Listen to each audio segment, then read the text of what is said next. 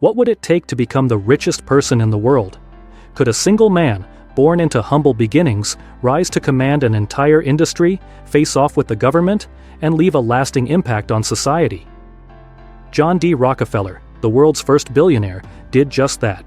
He wasn't just a businessman, he was a visionary who revolutionized the oil industry and became a symbol of wealth, power, and philanthropy. But how did he go from an ordinary boy in Ohio to a titan of industry? Let's dive into the fascinating life of John D. Rockefeller and uncover the steps that built his massive empire. Early life and education. John Davison Rockefeller was born on July 8, 1839, in Richford, New York, to William Avery Rockefeller and Eliza Davison. His father, known as Big Bill, was a traveling salesman who sold miracle cures and claimed to be a doctor. Though the family lived a somewhat unstable life, moving frequently, John's mother, a deeply religious woman, instilled strong values of discipline, hard work, and saving money. At the age of 16, John got his first job as a bookkeeper in Cleveland, Ohio. From an early age, he showed a natural talent for business, carefully tracking every penny he earned and spent. Rockefeller's early exposure to business sparked a keen interest in the oil industry, which was just beginning to boom in Pennsylvania during the 1860s. His path to becoming the richest man in the world had begun. The birth of Standard Oil. In 1870, Rockefeller founded the Standard Oil Company alongside his partners, Samuel Andrews and Henry Flagler. The company focused on refining oil, which was a safer and more stable business than drilling for oil, where profits could be unpredictable. By concentrating on refining, Rockefeller could standardize production, cut costs, and maximize profits. Within just 2 years, Standard Oil controlled nearly all the refineries in Cleveland, a city that was quickly becoming a major hub for the oil industry. But Rockefeller wasn't content with just dominating Cleveland. His ambitions stretched across the entire country, and through a series of strategic acquisitions and aggressive business practices, he expanded his empire. This included buying out competitors, negotiating favorable deals with railroads to transport his oil, and using his vast resources to force rivals out of business. The Cleveland Massacre. One of Rockefeller's most notable early moves in building his empire was the Cleveland Massacre of 1872. During this 6-week period, he acquired 22 of 26 oil refineries in Cleveland, often at rock-bottom prices. How did he do it? Through a mix of sharp business tactics and relentless pressure. Rockefeller offered his competitors a stark choice: sell their business to him or face inevitable bankruptcy. Most chose to sell, realizing they could not compete with the resources and power of Standard Oil. This strategy set the tone for Rockefeller's rise to power. He didn't just compete, he dominated. He believed that the chaotic, competitive nature of the oil industry was inefficient and harmful. His goal was to bring order and stability by controlling as much of the market as possible. Building a monopoly. As Standard Oil grew, Rockefeller implemented innovative methods to maintain his monopoly. In 1881, he introduced the concept of the trust. Under this system, individual shareholders in Standard Oil exchanged their shares for certificates in a newly formed trust, which centralized control under a board of trustees, with Rockefeller as its head. This move allowed him to have absolute control over his vast empire while creating an illusion of decentralization.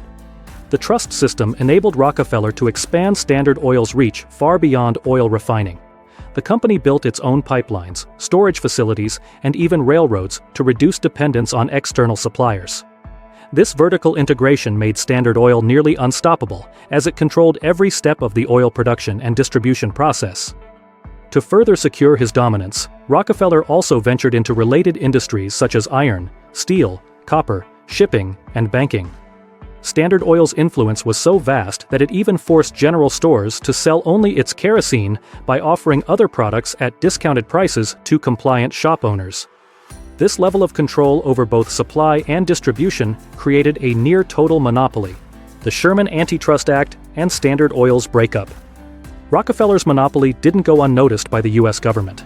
As Standard Oil continued to grow, concerns about the company's immense power led to the passage of the Sherman Antitrust Act in 1890.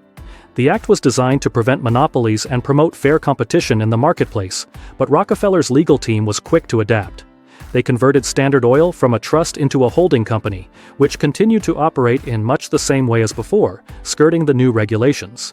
However, the battle between Standard Oil and the government was far from over.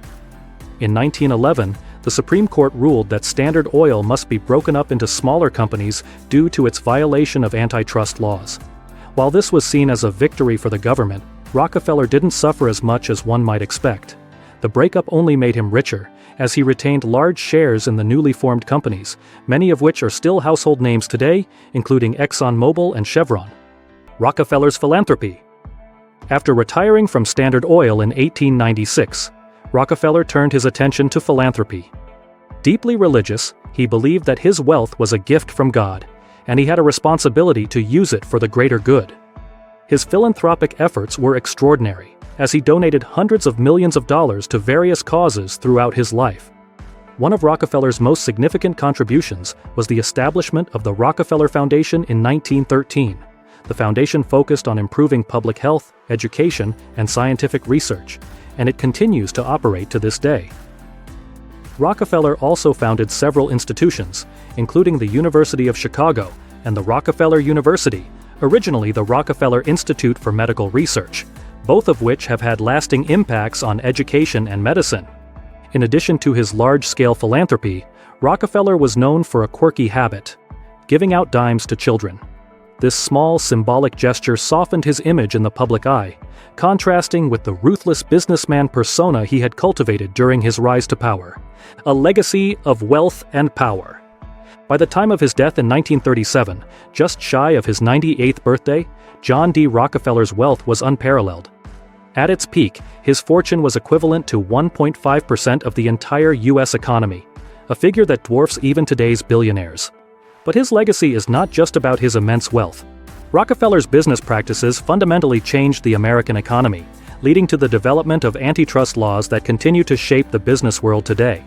His philanthropic contributions, particularly through the Rockefeller Foundation, have improved millions of lives and continue to make a difference in areas such as public health, education, and scientific advancement.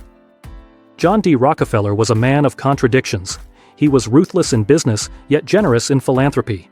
He built a monopoly that sparked outrage, yet he gave away much of his fortune to improve the lives of others. His story is one of immense power, wealth, and influence, but also one of responsibility and legacy. If you've enjoyed learning about the life of John D. Rockefeller, the first billionaire, don't forget to hit that like button and subscribe for more fascinating stories about the world's most influential figures. Thanks for watching, and we will see you in our next video.